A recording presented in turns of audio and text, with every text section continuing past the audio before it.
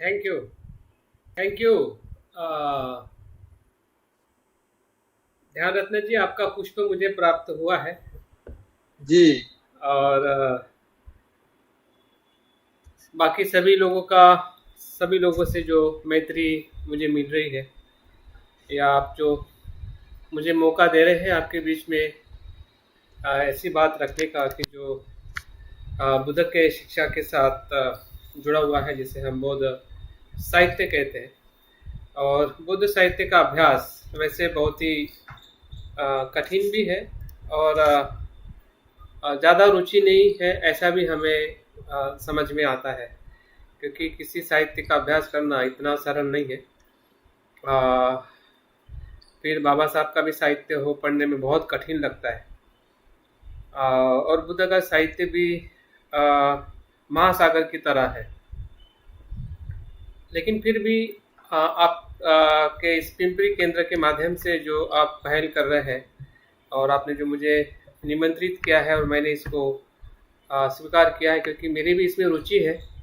अभ्यास करने के साथ साथ में मुझे ऐसा लगता है कि हमारे जो भी बौद्ध भाई बहन हैं, विशेषता हमारे संघ के लोग हैं, उन्होंने बौद्ध साहित्य के पढ़ने में रुचि रखनी चाहिए। क्योंकि हमारा जीवन ही बौद्ध धर्म है। तो जिस बौद्ध धर्म में हम जी रहे हैं, या शील का पालन कर रहे हैं, ध्यान का पालन कर रहे हैं, तो ये शील ध्यान या जो भी अभ्यास बाबा साहब ने या भंते ने हमें दिया हुआ है, वो किस सूत्र से आया है, हम्म? या बुद्ध ने किस जगह पे ये बात कही है, इसका भी ज्ञान होना मुझे लगता है कि हमारी सभी की व्यक्तिगत जिम्मेदारी है। लेकिन फिर भी हमारे बहुत सारे कठिनाइयाँ हैं, बहुत सारे हमें हमारी उम्र का एक लिहाज है, हमारे अभ्यास का लिहाज है, हमारे भाषा का लिहाज है। तो उसके कारण कहीं न कहीं सभी जो हम लोग जिस भी उम्र में है, या जिस भी शिक्षा लेके हम अ, छोड़ दी है ना? कोई ने 10th तक पढ़े होंगे, 12th तक पढ़े होंगे, या ग्रेजुएशन तक पढ़े होंगे, या किसी ने पीएचडी भी की होगी। लेकिन हमारा अध्ययन कहीं न कहीं छूट गया है शिक्षा के तौर पे। और इसलिए कहीं न कहीं जब हम शिक्षा का अ, पढ़ने का जब हमारा समय निकल जाता है, उम्र निकल जाती है, तो पढ़ने की तरफ हमारी रुचियाँ जो है काफ़ी कम होने लगती है। तो मुझे ऐसा लगता है, क्योंकि मैंने अपनी रुचि को बरकरार रखा, और ये रुचि मैंने बाबा साहब के जीवन से ही मैंने प्रेरणा ली है। और बाबा साहब के बारे में पिताजी बताते थे। बाबा साहब को मैं चित्रों में देखता था, किताबों से घिरे हुए देखता था, और जैसे जैसे बाबा साहब के जीवन को मैंने पढ़ा, और उनका एक एक शब्द मुझे दिल को छूता है। बाबा साहब कहते हैं कि मैं जन्म मृत्यु के आखिरी क्षण तक विद्यार्थी रहूँगा। और बाबा साहब का जो प्रवास पढ़ने का शुरू होता है पहली कक्षा से, तो आखिरी जो उनका सांस है ना, 6 दिसंबर, या 6 दिसंबर की आखिरी रात जो है, वहाँ तक निरंतर चलते रहता है। वो कभी रुके नहीं लिखने, पढ़ने, और हमारे कल्याण के कार्य के लिए निरंतर वो बहते गए, निरंतर वो आगे बढ़ते गए। तो उसके पीछे जो बाबा साहब की जो शक्ति है, तो बाबा साहब स्वयं कहते हैं कि ये शक्ति जो मुझे मिली है वो है अध्ययन करने से। मेरा सबसे अच्छा मित्र कुछ है तो ग्रंथ है, किताब है। अगर मेरे शरीर में 16 प्रकार की बीमारियां हैं, या शरीर से मैं दुखी हूँ, अगर मुझे किसी में सुख मिलता है तो किताब पढ़ने से सुख मिलता है। बाबा साहब कहते हैं कि मुझे शरीर में कितना भी दर्द हो, अगर मैं किताब पढ़ूं तो मेरा दर्द कहाँ पे गुम हो जाता है वो मुझे पता नहीं चलता। तो बाबा साहब के स्वयं के शब्द है कि किताबों से बाबा साहब का जो लगाव, उनके जब हम व्यक्तिगत उनकी किताबों का संग्रह देखते हैं, मुंबई में हो या दिल्ली में हो, आज हमें कुछ ग्रंथ उनके सिद्धार्थ कॉलेज में उपलब्ध मिलते हैं। तो बाबा साहब का जो प्रेम जो था, या बाबा साहब का जो पूरा जीवन अगर किसी में गया है, तो अध्ययन करने में ही गया है, और अध्ययन करने की वजह से ही वो हमारी समस्या को समझ सके, लड़ सके, सहनशीलता के साथ हमें यहाँ तक ला सके। अगर बाबा साहब का अध्ययन किसी भी जगह के में अगर कम होता, हाँ, किसी भी क्षेत्र में उनका अध्ययन अगर कम होता, तो शायद आज जो हमारी अवस्था, हम जिस अवस्था में आए हैं, तो शायद नहीं आ पाते। तो इसके पीछे पूरा जो स्रोत, या अगर मैं बाबा साहब के जीवन में अगर किसी चीज़ को मैं देख पाता हूँ, तो बाबा साहब की जो विद्वत्ता कहाँ से अगर आई है, जिसे हम सिंबल ऑफ नॉलेज कहते हैं, हाँ? लेकिन सिंबल ऑफ नॉलेज कहने बोलने में कुछ समय नहीं लगता है, और कुछ खर्चा भी नहीं लगता है, और ताकत भी नहीं लगती है। कहने में बहुत सरल हम कह देते हैं कि बाबा साहब को सिंबल ऑफ नॉलेज कहते हैं, लेकिन उस सिंबल ऑफ नॉलेज बनने में जो उन्होंने प्रयास किया है, क्या हम उस प्रयास के तरफ आगे बढ़ रहे हैं क्या? और मुझे लगता है कि ये प्रयास हमने बिल्कुल आगे बढ़ना चाहिए। अगर आपकी जो कार्यक्षमता कम है, तो आपके आसपास के जो घर के लोग हैं उनको प्रेरणा देनी चाहिए। अगर आपकी उम्र 50 है, 60 है, आप नहीं पढ़ सकते, लेकिन आपके जो पुत्र है या पुत्रिया है या पौत्र है ना, तो उसको आपने प्रेरणा देनी चाहिए कि भाई पढ़ो। आपके पॉकेट का कुछ पैसा ऐसे किताबों में खर्चा करना चाहिए कि जिसमें से बाबा साहब के ग्रंथ जो है, जो स्कूलों में पढ़ाए नहीं जाते हैं ना, हम भी उसको कभी गिफ्ट देते हैं। ज़्यादा से ज़्यादा बुद्धैन धम्मान गिफ्ट देते हैं, जो फ्री में मिलती है या कम पैसे में मिलती है। लेकिन ऐसे बहुत सारे ग्रंथ हैं, बौद्ध धर्म के धम्मपद है, सूत्र पिटक है, विनय पिटक है, हाँ? और ऐसे बहुत सारे बाबा साहब के भत्ते के लिखे हुए ग्रंथ हैं, हाँ? वो हमने अपने बच्चों के लिए, अपने परिवार के लिए, अपने दोस्तों में हमने भेंट वस्तु के तौर पे देनी चाहिए। तभी हमारी साहित्य पढ़ने की जो रुचि जो है, जो कम है या नहीं के बराबर है, तो उसको विरासत में वापस लाना, ये आपका और मेरा कार्य है। अगर इस विरासत को अगर हम आगे ला सके, तो बहुत ही अच्छी बात है। और इसी प्रेरणा को मैं आगे बढ़ाने के लिए मुझे लगता है कि कम से कम अगर मैं आपको जानकारी दूं कि किस प्रकार से हमारा साहित्य कितने कठोर परिश्रम से और कितने हजारों सालों के साथ में हमारी विरासत, हमारे जो बौद्ध भिक्षु थे या बौद्ध हमारे जो आचार्य रहे हैं या विद्वान रहे हैं, बुद्ध के बाद में जितने भी हमारे बौद्ध भिक्षु रहे हैं बाबा साहब तक, तो उन्होंने कितने कठिन परिश्रम से इस ग्रंथों की रचना करते हुए ये जो ज्ञान की विरासत है, जैसे कि हमने कहा कि बौद्ध साहित्य जो है सिर्फ 2 बातों पे आधारित है, जिसमें सत्य और नीतिमत्ता है, मानवीय मूल्य की बात की। ऐसे संसार में कोई ग्रंथ नहीं है, हाँ? आप किसी भी धर्म ग्रंथ को देखिए, हाँ? सिर्फ अंधकार और जिसे हम अज्ञान, बुरी बातें, चमत्कार, हाँ? इन बातों से भरा हुआ है। लेकिन बुद्ध का कोई भी ग्रंथ आप उठा के देखिए, किसी भी सूत्र को आप छू लीजिए, तो आपको सत्य और मानवता की बात मिलेगी। तो इतना हमारा जो प्यारा और श्रेष्ठ जो हमारा साहित्य है, उस साहित्य का परिचय कम से कम अगर हम समझ सके, और उससे भी थोड़ी अगर हमें प्रेरणा मिले कि हम ऐसे साहित्य को अपने घर में हम खरीद के रखें नहीं, बल्कि बीच बीच में उसको पढ़ने की भी कोशिश करें। अगर हम नहीं पढ़ पा रहे हैं किसी भी कारणवश, तो हमारे जो घर के जो अन्य लोग हैं, उनको पढ़ने की प्रेरणा दें, क्योंकि प्रेरणा देना भी ये बहुत महत्वपूर्ण है। हमें पता है कि बाबा साहब के परिवार में रामायण महाभारत पढ़ाया जाता था, वो बाबा साहब के लिए सबसे बड़ी प्रेरणा थी। और उसी प्रेरणा के आधार पे जब उन्होंने बुद्ध चरित्र पढ़ा, अगर बाबा साहब को, भीमराव को रामायण महाभारत पढ़ने की आदत अगर उनके पिताजी नहीं लगाते, तो शायद बुद्ध चरित्र पढ़ने के बाद में भी बाबा साहब को किताब का मूल्य क्या है या किताब का सार क्या है उनको समझ में नहीं आता। तो किताब पढ़ना, पढ़वाना और प्रेरित करना, ये कितनी बड़ी ताकत है कि जो बौद्ध विरासत में हमें बुद्ध से मिली हुई। क्योंकि ऐसा मैंने पढ़ा है, और शायद आपको भी सुनते हुए हैरानी होगी, कि जब कोई लड़का या बच्चा रोता था, क्योंकि भिक्षु कहीं ना कहीं गांव के समीप ही रहते होंगे, है ना? हाँ, तो जब बच्चा रोता था तो माँ बच्चे को कहती थी कि बेटा शांत हो जा, बेटा शांत हो जा, क्योंकि भिक्षु जो है धम्मपद की गाथाओं का संगायन करते, उनको डिस्टर्ब नहीं होना चाहिए।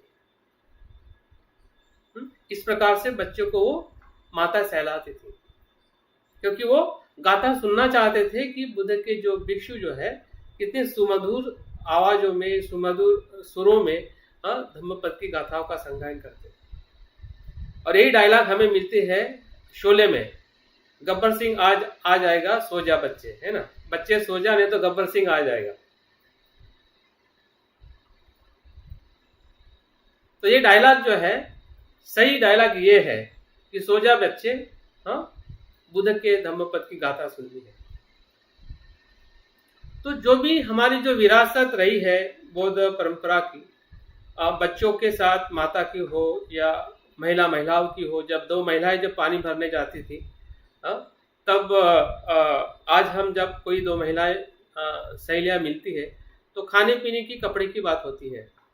लेकिन बौद्ध की ऐसी विरासत है जो साहित्य में पढ़ने को मिलती है हमें, कि जब दो महिलाएं मिलती थी और पानी भर के जब वापस आती थी घर की तरफ, तो बातें करती थी कि सहेली तूने कौन सा ध्यान किया है,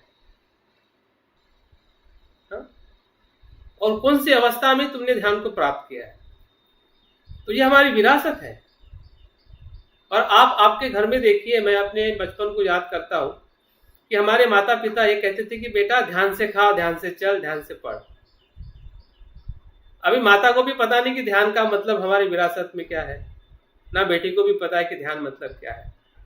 लेकिन जो कहने की परंपरा अगर हमारे समाज में या हमारे परिवार में थी, तो आई कहां से? ध्यान शब्द आया कहां से? अगर हम अपने बच्चों को कहते हैं कि ध्यान से खा, आपने भी कितनी बार बोला होगा? खाते खाते अगर उसके गले में अगर भोजन अटक जाता है तो बोलते कि ध्यान से खा, चलते चलते गिर जाता है तो बोलते ध्यान से चल। तो ये ध्यान शब्द आया कहां से? तो इसी परंपरा से आया है। तो हमारी परंपरा बहुत श्रेष्ठ है। हमारे साहित्यों में लिखी हुई जो बातें जो है, और उसको भी हमें स्वीकार करने के लिए आजादी है। ये सबसे बड़ी बात है। बाबा साहब भी बुद्ध धम्मा में कहते हैं कि ग्रंथ में लिखी हुई हर एक बात धर्म नहीं हो सकती है, सत्य नहीं हो सकता है, उसको परख के हमने स्वीकार करनी चाहिए। तो ये आजादी बौद्ध धर्म में है। इसलिए हमें डरने की जरूरत नहीं है कि किस ग्रंथ में क्या लिखा हुआ है, क्या सही है, क्या गलत है, क्या उसमें किसी ने याद किया है या गलत लिखा है, उससे हमें डरने की जरूरत नहीं है। क्योंकि बहुत सारा साहित्य हम इसलिए नहीं पढ़ते कि हमें लगता है कि साहित्य पढ़ने से हमें संभ्रम निर्माण होता है, ये इस प्रकार से बातें लिखी है, ये महायान का है, वज्रयान का है, तंत्रयान का है, और इस प्रकार से बौद्ध साहित्य को हमेशा उससे हम दूर रहते हैं। और मैं भी अपने जीवन में देखता हूँ कि जब मुझे भी ऐसा लगता था तो मैं कभी भी भवचक्र के चित्र को है या अन्य जो बुद्ध की जो प्रतिमाएं है या वज्रयान की जो बातें हैं उसको मैं नकारता था। लेकिन वो मेरी मूर्खता थी कि क्यों मैं ऐसा नकारता था, क्योंकि उसके बारे में सही मेरे पास में जानकारी नहीं थी। लेकिन जैसे जैसे मैं साहित्य का अध्ययन करते गया, वैसे वैसे मुझे पता चला कि सभी बातें जो लिखने वाले ने कुछ भी लिखा होगा, उनका अनुभव किसी भी प्रकार से उसने वर्णित किया होगा, वो उसका अधिकार है। लेकिन मैं लेते समय मेरे पास में जो बुद्ध ने बताया है कालाम सूत्र में कि आपको वही चीज लेनी है जब आप स्वयं परीक्षण करते हैं कि ये शिक्षा लेने से मेरा लोभ द्वेष कम होगा, बढ़ेगा नहीं। अगर बढ़ेगा नहीं तो शिक्षा सही है, और बढ़ रहा है तो शिक्षा सही नहीं है, उसको छोड़ दीजिए और उसको स्वीकार करिए। अगर लोभ द्वेष नहीं बढ़ता है तो शिक्षा को हमने स्वीकार करना चाहिए। तो पूरे साहित्य अध्ययन करने का हमारा यही लक्ष्य है, यही उद्देश्य है। जरूरी नहीं है कि मैं हर किताबों के बारे में आपको बता पाऊँ, लेकिन मेरा ये आपके बीच में विषय रखने का ही कारण ये है कि कम से कम हमें एक मैप है या एक हमें रूपरेखा पता चले कि बौद्ध साहित्य बुद्ध के महापरिनिर्वाण के बाद किस क्रम में किस प्रकार से निर्माण हुआ जिसे हम त्रिपिटक या पाली साहित्य कहते हैं। कल के टॉक में हम दूसरा जो भाषा का साहित्य जिसे हम संस्कृत साहित्य कहते हैं, हाँ, जिसे हम महायान परंपरा का साहित्य कहते हैं, उसके बारे में हम कल बात करने वाले हैं। तो आज की हमारी जो बात है कि जिसे हम थेरवाद कहते हैं या पारंपरिक बौद्ध धर्म कहते हैं, या जिस धर्म की बात पाली भाषा में लिखी हुई है, क्योंकि बौद्ध धर्म के बहुत सारे फ्लेवर्स हैं, बहुत सारी शाखाएं हैं। बुद्ध के बाद में इसके 18 शाखाओं में इसका विभाजन हुआ था। कितनी शाखाओं में? 18 शाखाओं में। बुद्ध के महापरिनिर्वाण से लेकर अशोका के समय तक, मतलब 300 साल, 300 सालों के बीच में बुद्ध की जो शिक्षाएं थी या बौद्ध संघ जो था, किसी न किसी कारणों के वजह से वो 18 शाखाओं में बिखर गया। ये सुन के पढ़ के हमें भी कभी कभी शंका या हमें अपने धर्म के बारे में ऐसा होना हमें अच्छा नहीं लगता है, लेकिन हमने देखना चाहिए कि ऐसा क्यों हुआ। उसका कारण था कि बुद्ध ने दी हुई स्वतंत्रता। बुद्ध ने किसी को भी अपने शिक्षा का गुलाम या एक शिष्य के तौर पे उन्होंने नहीं देखा कि आप भी अपनी बात अलग तरीके से आप कह सकते हैं और प्रस्तुत करने का आपको अधिकार है। और कहीं ना कहीं बुद्ध की शिक्षा का अनुभव करने के बाद जो अलग अलग जो बौद्ध आचार्य अलग अलग समय में रहे होंगे, उन्होंने उस समय के परिप्रेक्ष्य में, जैसे कि बाबा साहब ने आज 22 प्रतिज्ञा दी, तो क्या 22 प्रतिज्ञा बुद्ध की शिक्षा नहीं है ऐसा स्वीकारोगे? क्योंकि बाबा साहब के आज के परिप्रेक्ष्य में 22 प्रतिज्ञा हमें दी है और हाँ, आज हमारे लिए वो धम्म है। तो क्या हम बाबा साहब के 22 प्रतिज्ञा को नकारेंगे? नहीं नकारेंगे, क्योंकि हमको पता है कि ये शिक्षा बाबा साहब के अध्ययन का निचोड़ है, जो हमें बौद्ध धर्म आचरण करने के लिए और मददरूप हो सकता है।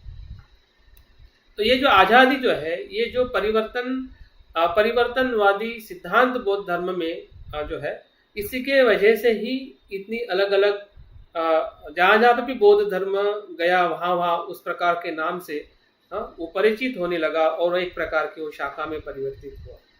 तो इसलिए हमें जब हम इतिहास का अध्ययन करते हैं तब हमें पता चलता है कि जो अलग अलग जो बौद्ध शाखाएं हैं या बौद्ध जिसे हम निकाय कहते हैं या स्कूल्स कहते हैं, वो क्यों और किस प्रकार से वो बनी और उनके शाखाओं का या उस बौद्ध धर्म के सिद्धांतों का जो लिखा हुआ जो ग्रंथ है एक विशिष्ट भाषाओं में लिखा गया। क्योंकि बुद्ध ने भी कहा है कि मेरे धम्म की भाषा वो होनी चाहिए कि जो लोग समझ सके। जैसे कि अबे बाबा साहब ने सभी साहित्य इंग्लिश में लिखा है। अब इंग्लिश आपको मुझे कहाँ आती थी? तो क्या बाबा साहब के साहित्य को हम स्वीकार नहीं करेंगे? तो क्या बुद्ध ने पाली में कहा है इसलिए वो इसी को हम स्वीकार करेंगे और जो साहित्य संस्कृत में लिखा गया है बौद्ध आचरण के उसको हम स्वीकार नहीं करेंगे? तो हमारे साथ में यही द्वंद हो रहा है। हम महायान साहित्य इसलिए नहीं पढ़ते क्योंकि हमें लगता है कि वो संस्कृत साहित्य है, वो महायान धर्म का साहित्य है, वो बौद्ध धर्म का विकृत स्वरूप है। लेकिन ऐसा नहीं है। किसी के कह देने से, 2 लाइन किसी किताब में पढ़ लेने से कोई कहता है कि बौद्ध धर्म हिंदू धर्म की शाखा है, तो क्या आप मान लोगे? बुद्ध विष्णु का अवतार है तो मान लोगे? तो हम वो नहीं मानते हैं तो भी ये भी क्यों हम ऐसे क्यों माने, क्यों हम अध्ययन ना करें, क्यों उस भाषा के बारे में हम नहीं जाने? तो हमने देखना चाहिए कि बाबा साहब के साथ जिस प्रकार की हमारी श्रद्धा है, बाबा साहब के हर एक बात को हम समझ पा रहे हैं कि इंग्लिश का क्या वजूद था। जो बाबा साहब को पता था कि मेरा जो अनुभव है या मेरा जो दर्शन जो है, मेरे लोगों को भले ना समझने के लिए उनको और टाइम लगेगा, लेकिन अगर विश्व को अगर समझ जाता है तो मेरी समस्या को समाधान करने के लिए प्रेरणा मिल सकती है, बल मिल सकता है। और इसलिए जो कुछ भी परिवर्तन हम देख पा रहे हैं बाबा साहब के संपूर्ण जीवन में, उनकी जो भाषा की जो विद्वत्ता जो थी, लिखान की जो विद्वत्ता थी और जो उन्होंने इंग्लिश भाषा में जो साहित्य लिखा है, उसके वजह से बाबा साहब आज पूरी तरह से जीवित है विश्व में। अगर उन्होंने मराठी में लिखा होता तो मराठी का इंग्लिश में कौन करता? मुश्किल था। कि बाबा साहब ने मराठी में क्या कहा है। अगर आपको किसी अंग्रेज लोगों को, विद्वान को बताना है तो वो नहीं समझ पाता कि बाबा साहब क्या कहना चाहते हैं, क्या समस्या है भारत की। तो बाबा साहब की जो विद्वत्ता जिस भाषा में हम देखते हैं लिखान में, तो इंग्लिश को भी हमने काफी अच्छी तरह से जानने का, समझने का प्रयास करना चाहिए। भले वो हमारी मातृभाषा ना हो, लेकिन हमारे घर के अंदर हमारे बच्चों को और हम भी स्वयं भी इंग्लिश के बारे में सचेत होना चाहिए, जानना चाहिए। क्योंकि आजकल भाषा सीखना बहुत सरल हुआ है। 10 साल के पहले से अभी भाषा सीखना इतना सरल हुआ है कि आप आपके मोबाइल में भी देखते देखते, सुनते सुनते भाषा को जान सकते हैं, समझ सकते हैं। पहले ऐसा नहीं था, पहले बहुत कठिन था, लेकिन आज भाषा को सीखना बहुत सरल है। लेकिन हम कहीं ना कहीं भाषा से हमेशा अपनी भाषा से ज़्यादा लगाव होता है और उसी भाषा में हम अपनी जीवन को सीमित करना चाहते हैं। लेकिन हम अगर बोध है तो हमने खुले रहना चाहिए, भाषा को भी लेके हमने खुला रहना चाहिए। हमारी भाषा सीखने के साथ साथ में हमने अन्य भाषाओं का अध्ययन है या उसमें लिखी हुई जो बातें हैं, आजकल सभी भाषा में उसका प्रकाशन हुआ है। आप मराठी में भी पढ़ सकते हैं महायान साहित्य, तिब्बत में लिखा हुआ साहित्य आप हिंदी में भी पढ़ सकते हैं, इंग्लिश में भी पढ़ सकते हैं। तो जरूरी नहीं है तिब्बतियन सीखना, लेकिन तिब्बतियन भाषा का जो भाषांतर हुआ है उसका भी अध्ययन अगर हम करते तो हमें पता चलेगा कि भारत का बौद्ध धर्म जब तिब्बत में गया वो बौद्ध धर्म कैसा था। तो आज हम सिर्फ थेरवाद बौद्ध धर्म के साहित्य को लेके आज हम पूर्ण बात करने वाले हैं कि त्रिपिटक के अंदर क्या लिखा हुआ है। जैसे हम त्रिपिटक हमने कल या पहले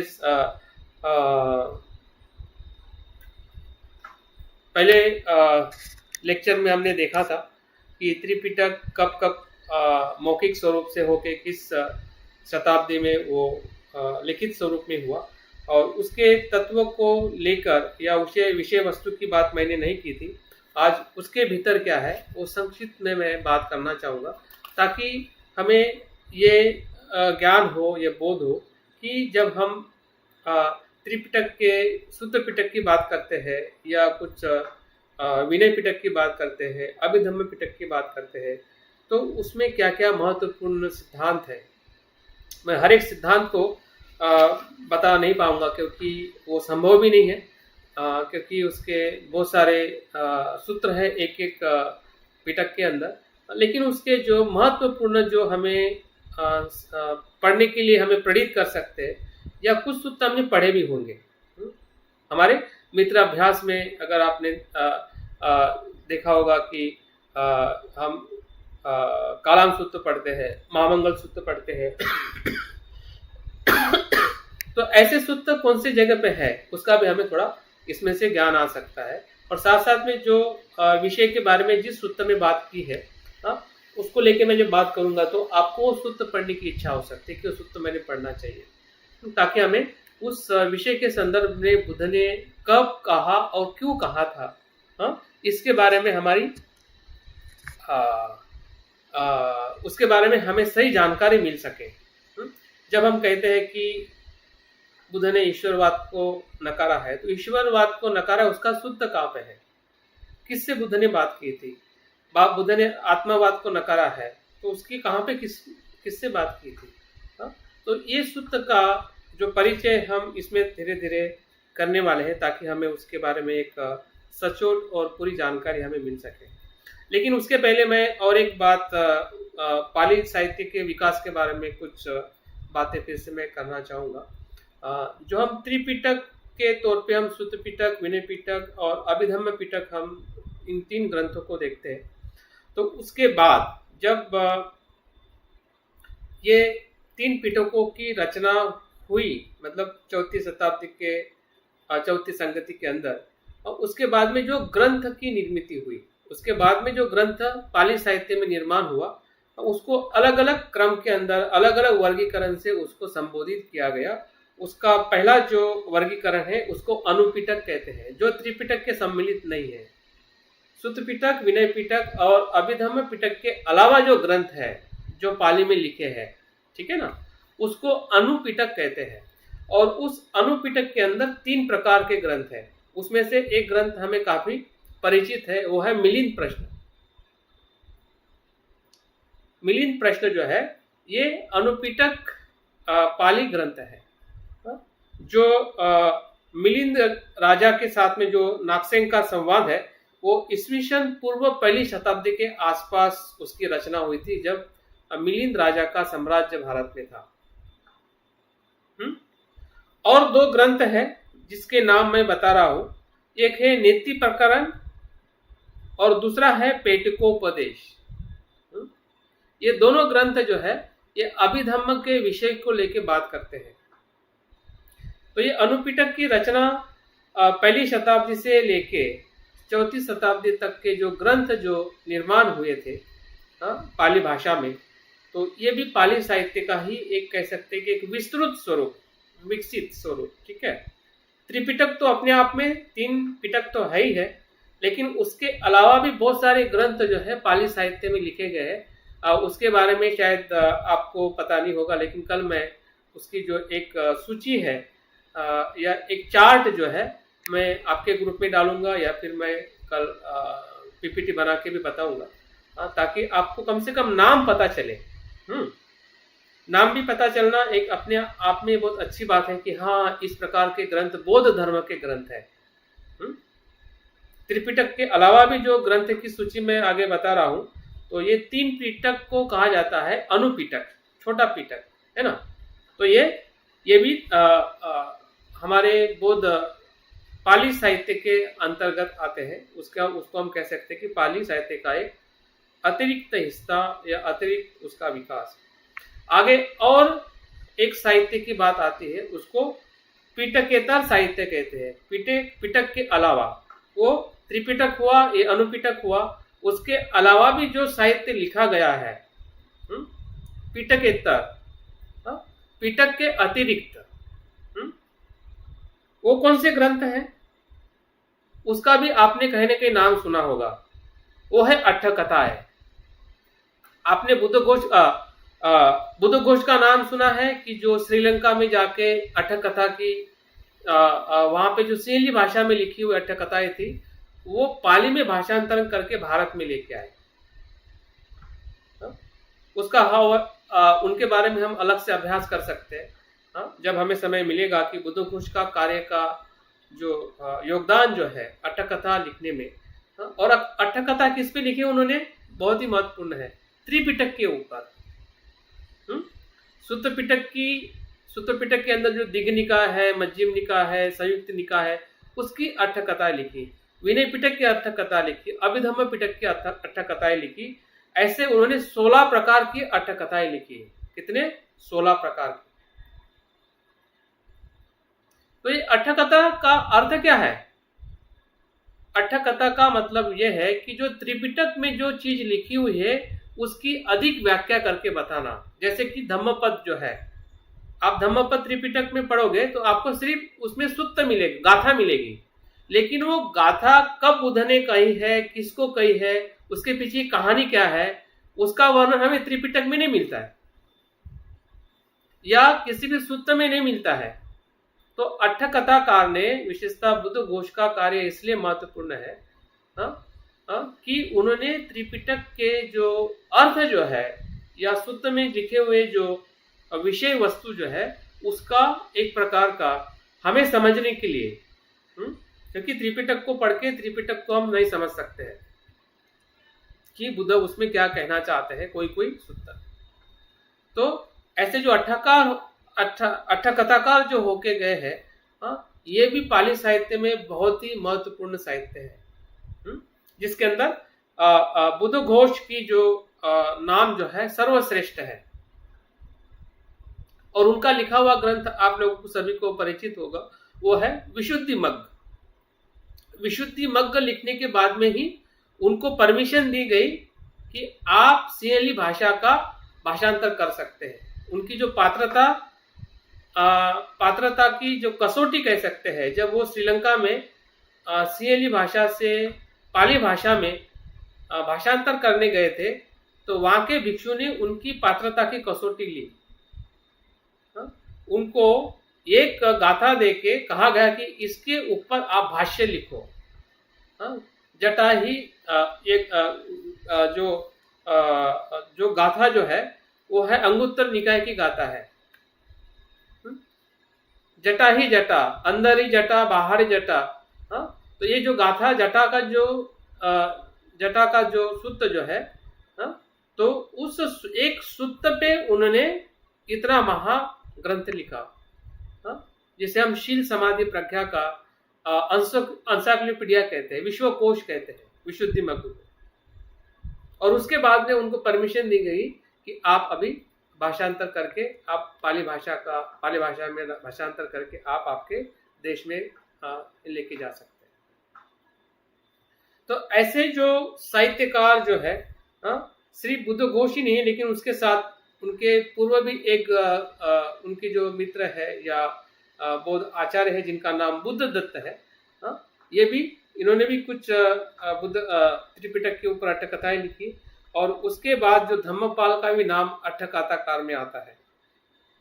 तो इस प्रकार से जो साहित्य का जो अगर हम देखते हैं कि इतना भवंड है, इतना विशाल बौद्ध पाली साहित्य है, उसके बाद में भी बहुत सारे साहित्य जो उसके ऊपर लिखे गए, जिसे हम टीका साहित्य कहते हैं, अनुटीका साहित्य कहते हैं, व्याकरण कहते हैं, वंश साहित्य कहते हैं। वंश साहित्य के अंदर दीपवंश और महावंश सबसे महत्वपूर्ण ऐतिहासिक जो वर्णन जो है बौद्ध राजाओं का, बुद्ध के संगतियों का, जो हम बौद्ध संगति कब कहाँ पे हुई है, इसका वर्णन हमें इसी वंश साहित्य में मिलता है कि जो श्रीलंका में लिखा गया। जो हमारे पाली साहित्य का व्याकरण है, व्याकरण किस प्रकार से लिखा गया है, वो भी पाली का व्याकरण जो है, जिस प्रकार से हम इंग्लिश में पढ़ते हैं तो व्याकरण पढ़ते जिसे हम ग्रामर कहते हैं, मराठी में हम ग्रामर पढ़ते ताकि हमारी भाषा शुद्ध हो सके, उसी प्रकार से पाली भाषा का भी जो व्याकरण लिखने वाले ग्रंथ भी ये पाली में लिखे हुए, जिसे हम कच्चायन व्याकरण कहते हैं, मोगलायन व्याकरण कहते हैं। और साथ साथ में काव्य के ऊपर भी साहित्य लिखा गया, जिसे हम कह सकते हैं कि बुद्ध के जीवन दर्शन को काव्यात्मक शैली में लिखना। तो हमारे बौद्ध साहित्य की या पाली साहित्य की जो विविधता जो है, गद्य पद्य, दर्शन, अट्ठकथा या काव्यात्मक और व्याकरण, या ऐतिहासिक साहित्य, सभी प्रकार के साहित्यों से भरा हुआ हमारा पाली साहित्य। अभी इतने अथांग साहित्य को पढ़ना या किसी भी सामान्य साधक को या व्यक्ति को इसलिए बाबा साहब कहते हैं कि असंभव है, और इसलिए बाबा साहब ने हमें बुद्धारित धम्मा के माध्यम से वो साहित्य का हमें एक सार दिया है। लेकिन हमने उसमें संतुष्ट नहीं रहना चाहिए, उसका अभ्यास करना चाहिए, उसके बारे में हमने आचरण करना चाहिए, लेकिन संतुष्ट नहीं रहना चाहिए कि अभी तो मैं बुद्धारित धम्मा पढ़ लिया हो, मतलब सब कुछ उसमें आ गया और बाकी साहित्य को हम बिल्कुल ना देखें, बिल्कुल ना पढ़े। ये कहीं ना कहीं हमारा एक प्रकार का बहुत अतिरेक होगा, एक अंतिम भूमिका होगी बौद्ध दर्शन को समझने के लिए। मैं सभी से उम्मीद करता हूँ कि आप जरूर साहित्य को थोड़ा और गहराई से अपने पास में उसके प्रति प्रेम करें, उसको खरीदने के लिए, उसको पढ़ने के लिए, और हमारे आसपास के जो मित्र है, घर के लोग हैं, उनको भी पढ़ने के लिए प्रेरणा दे, ताकि वो साहित्य का जो सही मूल्य जो है उस समय के लोगों ने जाना था और इसलिए उसको सुरक्षित रखा, धन से भी ज्यादा सुरक्षित रखा, रत्न से भी ज्यादा सुरक्षित रखा। हमें पता है कि धम्म रत्न के अंदर सभी प्रकार के बुद्ध के ग्रंथ आते हैं। अगर हम धम्म कहते हैं, लेकिन धम्म रत्न के फिजिकल फॉर्म को अगर हम नकारते हैं या उसके प्रति अगर हम संवेदनशील नहीं होते हैं या उसको संकलन नहीं करते, उसका अध्ययन करने के लिए अगर हम आगे नहीं बढ़ पाते, तो बुद्ध का धम्म जो है, जैसे हम धम्म की शरण में जाते हैं, तो हम उतने गहरे अर्थ में धम्म की शरण में नहीं जा सकते। तो ये ग्रंथ जो है या ग्रंथ रूपी जो धम्म जो है वो हमें गहरे शरण में जाने के लिए मदद कर सकता है, और उसका जीता जागता उदाहरण बाबा साहब अम्बेडकर और भंते संघरक्षित जी है। बाकी कोई करे या ना करे, हाँ, हम बहुत छोटे छोटे लोगों से प्रेरणा लेते हैं कि मेरा पड़ोसी नहीं कर रहा है, मेरा कल्याण मित्र नहीं कर रहा है, हाँ, या फिर और ये नहीं कर रहा है, वो नहीं कर रहा है, फिर तो अच्छा आध्यात्मिक जीवन जी रहे हैं, उनकी प्रेरणा मत लीजिए। धम्म के लिए जरूर प्रेरणा लीजिए, आचरण के लिए, लेकिन साहित्य और ज्ञान विद्वान होने के लिए बाबा साहब बनते संघरक्षित जी के और बुद्ध से प्रेरणा लीजिए, जिन्होंने साहित्य में अपना योगदान दिया है ज्ञान के प्रभाव में, उनसे प्रेरणा लीजिए, उनको देखिए, और साहित्य को पढ़ने की या किताबों से प्रेम करने की जो एक हमारी लालसा है, या हमारी जो मैत्री है, मित्रों से मैत्री करने के साथ साथ में किताबों से भी मैत्री करें, तभी जाके हम अपने बौद्ध की विरासत जो है लंबे समय तक टिका सकते हैं। बाबा साहब कहते हैं कि बौद्ध धर्म का जो ह्रास हुआ है, उसमें 7 कारणों में से 2 कारण बहुत महत्वपूर्ण है। एक कारण ये है कि आचरणशील लोगों की कमी होना, और दूसरा कारण है आचरणशील विद्वान लोगों की कमी होना। अभी हम संख्या में आचरणशील बन रहे हैं, संघ के माध्यम से हो या हमारे प्रयासों के माध्यम से, लेकिन आचरणशील होने के साथ में विद्वान होना, ये अभी हमारी बहुत बड़ी जरूरत है। अगर इस जरूरत को अगर हमें आपके माध्यम से और हम सभी के माध्यम से अगर पूर्ण करनी है, तो इसके सिवा दूसरा कोई रास्ता नहीं है। साहित्य का अध्ययन ही हमें आचरणशील होते हुए विद्वान बनाने की तरफ, या एक बहुत बड़ी जिम्मेदारी लेने की तरफ आगे बढ़ा सकता है, या धम्म के गहराई में ले जाने के लिए हमें मदद कर सकता है, जिसे हम श्रोतापन्न कह सकते हैं, या उसके आगे का भी जो प्रवास जो है वो हमें धम्म के गहराई में ले जाने के लिए मदद हमें साहित्य ही कर सकता है, क्योंकि साहित्य के माध्यम से ही हमारी जो चिंतन करने की जो विविधता जो है बढ़ सकती है। और जितनी विविधता बढ़ेगी तो समझ जाइए कि हमारा मन भी गहराई में जाने के लिए हमें मदद करेगा, और हम और गहराई में जाके धम्म का अनुभव और आचरण कर सकते हैं।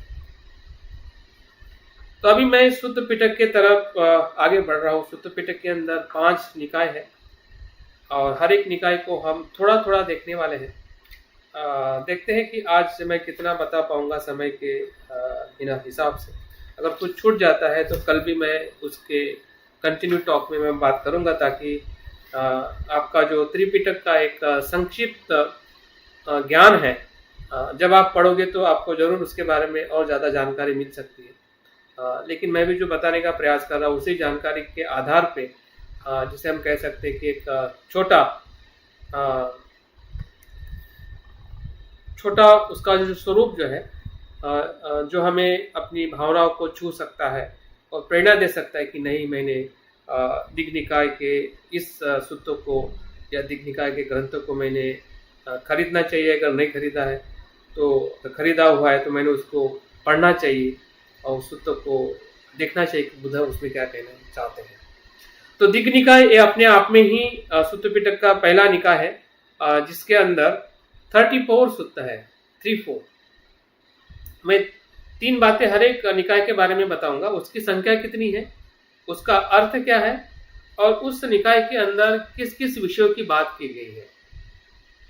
यह हो सकता है कि कुछ सूत्र के बारे में भी मैं नाम लूंगा, ताकि आपके कान में से अगर वो सूत्र जाएगा तो हो सकता है कि उसके बारे में आप पढ़ने के लिए इच्छुक हो जाओगे, या जो आपने कभी सूत्र का अभ्यास किया है तो आपको पता चलेगा कि हाँ, ये तो दिग्ग निकाय का सूत्र है। तो उसकी भी जानकारी हमें मिल सकती है कि 34 सूत्र से बना हुआ ये दिग्ग निकाय है।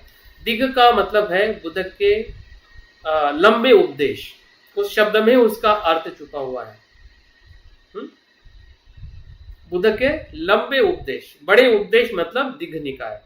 तो ऐसे बुद्ध के जो अलग अलग समय में जो बुद्ध के उपदेश दिए थे, और आनंद ने उसको संकलित करके उसको पहले संगति में करते करते चौथी संगति तक उसका पूरा स्वरूप बनाया गया। तो ऐसे 34 सूत्र जो दीघ निकाय में संकलन किए गए हैं। और ये 34 सूत्र जो है 3 प्रकार के विभाजनों में विभाजित किए गए हैं। उसको एक जो स्कंद जो है जिसे शील स्कंद कहते हैं, जिसके बारे में शील के बारे में बात की गई है।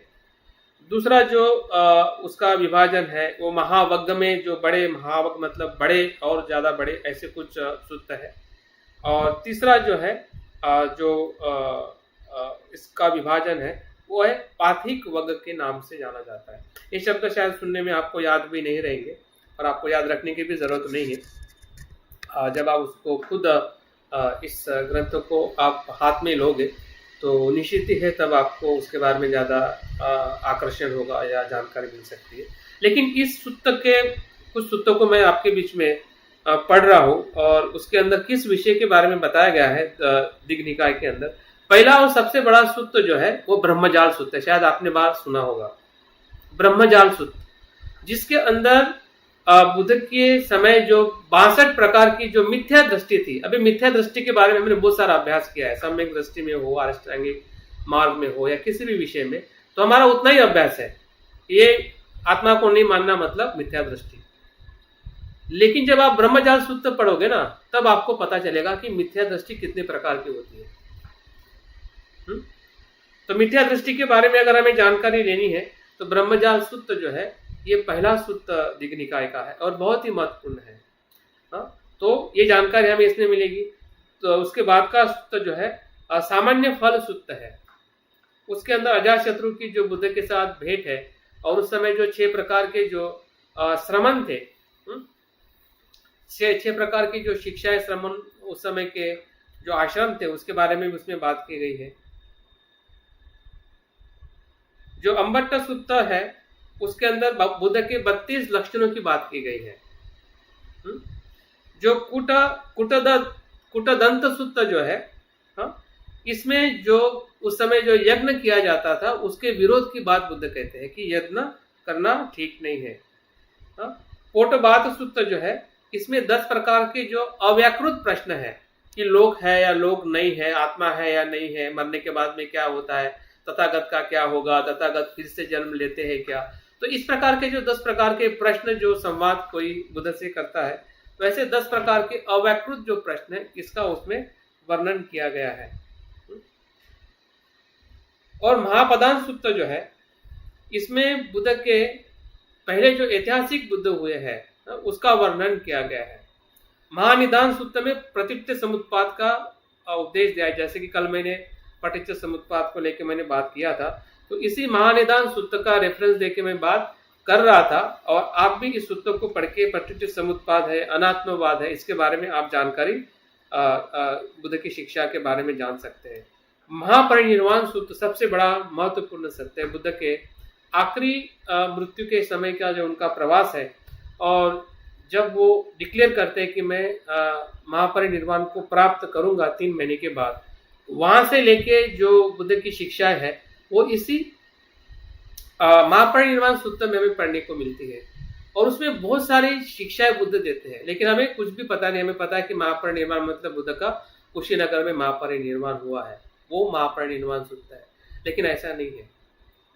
उसका महापरिनिर्वाण सूत्र पढ़ोगे तो उसके अंदर पूरा बौद्ध धर्म आ जाता है, जिसे हम 37 बोधि पक्ष कहते हैं, उसका भी बुद्ध उसमें जिक्र करते हैं। तो इस प्रकार से अगर हम देखते हैं कि जो एक एक सूत्र जो दीघ निकाय में है, और एक महत्वपूर्ण सूत्र है वो है दुस्सन सूत्र, जिसमें चक्रवर्ती राजा के जीवन का वर्णन उसमें किया हुआ है। और महागोविंद सूत्र में बुद्ध धम्म संघ की प्रशंसा की है और बुद्ध के 8 गुणों का वर्णन किया है। सतीपठान सूत्र आप लोगों ने हमेशा सुना होगा, सतीपठान। तो ये जो 4 स्मृति, काया वाचा, काया की स्मृति, वेदना की स्मृति, चित्त और धम्म की स्मृति का हमने अनेक बार अभ्यास किया है। तो ये सूत्र का वर्णन या उपदेश जो है हमें दीघ निकाय में मिलता है। उसके अलावा जो पातिक सूत्र है जिसमें ईश्वरवाद का खंडन करने की बात है, बुद्ध ने जो तपस्या जो की है, कठोर तपस्या, अब इसके बारे में हमें कुछ भी पता नहीं। हमें पता है कि 6 साल की तपस्या, लेकिन कैसी की थी, कितनी कठोर थी, एक एक चीजों का बुद्ध ने उसमें वर्णन किया है कि वो किस प्रकार से एक एक चावल का दाना खा के वो शरीर को उतना ही आहार देते थे, और इसलिए उनका शरीर जो है इतना कृष्ट हुआ था कि मृत्यु के समीप चले गए थे। ऐसी जो उनकी जो कठोर तपस्या है उसके बारे में वर्णन हमें इस सूत्र में मिलता है। लखन सुत, जो महापुरुष के 32 लक्षण होते हैं, बुद्ध के भी 32 लक्षण है। जब एक ब्राह्मण को शक होता है कि बुद्ध सही में महापुरुष है क्या, तो अपने एक दूसरे ब्राह्मण को बुद्ध के आश्रम में भेजते हैं, विहार में, कि आप जाओ देखो कि सही में बुद्ध के शरीर पे इस प्रकार के लक्षण है क्या। और वो खुद अपनी आंखों से लक्षण देख के उसका वर्णन करता है अपने आचार्य को, और इसी के आधार पर यह सूत्र बना है। तो जो सूत्र का या हम बातें करते हैं कि सही में लक्षण थे या नहीं थे, तो ये चीजें सिर्फ सुनने से हमें पता चलती है कि हाँ होंगे, लेकिन सही में थे या नहीं थे और किसने उसको देखा था, इसका प्रमाण अगर हमें चाहिए तो ऐसे सूत्रों को हमने जरूर पढ़ना चाहिए। और सिगालवाद सूत्र का शायद आपने तो अभ्यास भी किया होगा मित्र अभ्यास में, और आजकल हर जगह पर उसका अभ्यास किया जाता है, जिसमें गृहस्थ के जो नियम जो है उसका बुद्ध शिक्षा देते हैं। तो ये सिगालवाद सूत्र भी इसमें है। तो इस प्रकार से दिगनिकाय एक अपने आप में बौद्ध धर्म का क्या है, हम कह सकते हैं कि एक एनसाइक्लोपीडिया है। भले बाकी निकाय आप नहीं भी पढ़ो, विश्वकोश है वो, उसमें सभी कुछ आ जाता है। बुद्ध की जो मुख्य शिक्षाएं है या मुख्य जो बात बुद्ध बताना चाहते हैं उसका पूरा संदर्भ है, उसका प्रमाण जो है, या उस समय की जो परिस्थिति समाज में कैसे रही होगी, भौगोलिक परिस्थिति कैसी थी, किस प्रकार का राजा कहाँ पे राज्य करता था, किस प्रकार से लोग जीवन जीते थे, इसके भी बहुत सारे सुंदर ऐसे वर्णन जो हमें हर एक सूत्र के पहले, बीच में और आखिरी में हमें मिलते हैं, किस प्रकार के लोगों का जीवन रहा था। उसके बाद मध्यम निकाय के अंदर जब हम देखते हैं, जो सूत्र पिटक का दूसरा महत्वपूर्ण भाग है, तो मध्यम का अर्थ ही होता है मध्यम, जो ना छोटे हैं, ना बहुत छोटे, ना बहुत बड़े हैं। ऐसे जो बुद्ध की जो मध्यम उनका जो उपदेश रहा होगा या शिक्षा रही होगी, उस शिक्षा का संकलन करते हुए मध्यम निकाय बना है, और उसके अंदर 152 सूत्र है। कितने? 152। मैं संख्या इसलिए बता रहा हूं ताकि हमें संख्या के साथ में पता चले कि जो सूत्र पिटक है किस प्रकार से जो हम 82,000 जो हम बुद्ध की शिक्षाएं कहते हैं, किस प्रकार से वो उसका संकलन हुआ है, या संख्या में ऐसा क्यों कहा जाता है कि बुद्ध की शिक्षा इस प्रकार इतनी संख्या में है। तो इसी के आधार पे उसको कहा जाता है कि उस संख्या का पूरा जब हम बेरीज करते हैं या उसको पूरी तरह से उसका नंबरिंग करके उसको हम काउंटिंग करते हैं, तो उसकी संख्या उतनी ही हो जाती है, जिसे हम 84,000 सूत्र या धर्मस्कंद कहते हैं। तो मध्यम निकाय के अंदर 152 सूत्र है, और उस सूत्र के बारे में भी मैं थोड़ा बताना चाहूंगा ताकि इसके तरफ भी हमारा आकर्षण बढ़ सके। इसमें धम्मदाय सूत्र है, जिसके अंदर बुद्ध कहते हैं कि धर्म के वारिस बनो। सम्मादिट्ठी सूत्र है, हमें अष्टांगिक मार्ग में सम्मादिट्ठी पढ़ने को मिलती है, लेकिन सम्मादिट्ठी का सूत्र जो है जिसमें अष्टांगिक मार्ग है, प्रतीति समुत्पाद, उसी सूत्र में मिलता है। इसमें सतिपट्ठान फिर से यहाँ पे रिपीट हुआ है, एक दिग्निकाय में भी है और मध्यम निकाय में भी सतिपट्ठान, जिसमें ध्यान और आर्य सत्य की बात की गई है। और चूल सिंहनाथ सूत्र है, जिसमें आसक्ति का त्याग करना और प्रतीत समुत्पाद की बात की गई है। एक महत्वपूर्ण सूत्र है जिसे हम महासिंहनाथ सूत्र कहते हैं। इसमें बुद्ध के जो 10 बल है, अभी 10 बल के बारे में शायद आपने नहीं सुना होगा कि बुद्ध के 10 बल कैसे होते हैं, या कभी सुना होगा लेकिन आपको पता नहीं होगा 10 बल के अंदर एक्चुअल क्या होता है। तो ये पढ़ने से हमें पता चलेगा कि बुद्ध के पास में ऐसे बल थे कि वो किसी भी लोग की अवस्था में जाके लोगों को मदद कर सकते थे, इतना बल था। और ऐसे उनके पास में वो जानते थे कि किसका मृत्यु किस कारण से हुआ है और किस गति से जाने वाला है। वो ये भी जानते थे कि उस गति के बाद में उसका पुनर्जन्म कहाँ पे होगा। इतना जो दिव्य दृष्टि का जो ज्ञान जो है बुद्ध के पास में था, और बुद्ध ये स्वयं बताते हैं उनके एक भिक्षु को जब इसमें हम माँ सिंहनाथ का सूत्र पढ़ोगे तो आपको पूरी जानकारी उसमें मिलेगी। चेतोखिल सूत्र है जो चित्त के जो कांटे हैं उसके बारे में बात कही गई है। और एक सूत्र जो है बुद्ध के जीवन के बारे में बहुत कम जानकारी हमें मिलती है। और बाबा साहब ने बुद्धालिस धम्मा में जिस बुद्ध चरित्र को लिखा हुआ है, उन्होंने ज्यादा से ज्यादा जो अश्वघोष रचित जो बुद्ध चरित्र जो था, जो पहली शताब्दी में जो बौद्ध आचार्य होके गए हैं, और वो संस्कृत में लिखा हुआ बुद्ध चरित्र है। उस बुद्ध चरित्र के आधार पे बाबा साहब ने बुद्ध के पूरे जीवन को बुद्धालिस धम्मा में प्रकाशित किया है, क्योंकि उसमें सूत्र रूप से और बहुत ही अच्छी तरह से क्रमवार उसमें लिखा गया। लेकिन फिर भी अगर हमें पाली साहित्य में बुद्ध के जीवन के बारे में कुछ घटनाएं या उनके मुख से कही हुई जो बातें अगर उनके जीवन के बारे में कहीं जाननी है, तो विनय पिटक के अंदर बुद्ध के जीवन के बारे में बताया गया है कि किस प्रकार से उन्होंने गृह त्याग किया, बुद्धत्व प्राप्त करने के बाद में उन्होंने क्या क्या किया। लेकिन इसमें मध्यम निकाय में भी एक सूत्र आता है जिसे पासरासी सूत्र कहते हैं, जिसमें बुद्ध के जीवन के बारे में गृहस्थ से लेकर धम्म चक्र प्रवर्तन तक की चर्या उसमें बताई है कि गृहस्थ के जीवन में वो कैसे थे, और धम्म चक्र मतलब पहला जो धम्म उपदेश है वहां तक का उसमें जिक्र किया गया हुआ है। चूल सच्चे जो सूत्र जो है, जो आत्मावाद का खंडन और अनात्मवाद की प्रस्तावना के बारे में इसमें बताया गया है। और ब्रह्म निमंतिका सूत्र जो है, इसमें जो बुद्ध जो है सृष्टिकर्ता या ब्रह्मा का कैसे खंडन करते हैं इसके बारे में बताया है। तो जिस प्रकार से हम देखते हैं कि बुद्ध ने ईश्वरवाद को नकारा, आत्मवाद को नकारा, ब्रह्मवाद को नकारा, वर्णवाद को नकारा, बुद्ध की अनात्मा की शिक्षा है, बुद्ध का ये है, बुद्ध का वो है। तो हम सभी शिक्षाएं बनते के लिखे हुए किताबों में या बाबा साहब के लिखा है या हम लोग भी जो बात करते हैं उसमें आपको सुनने को जानने को मिलता है। लेकिन इसका मूल स्रोत किस सूत्र में है, इसको जानना मुझे लगता है कि ये बहुत आनंद की बात है। आपको बहुत ही एक बुद्ध के साथ में जुड़ने का एक अनुभव होगा।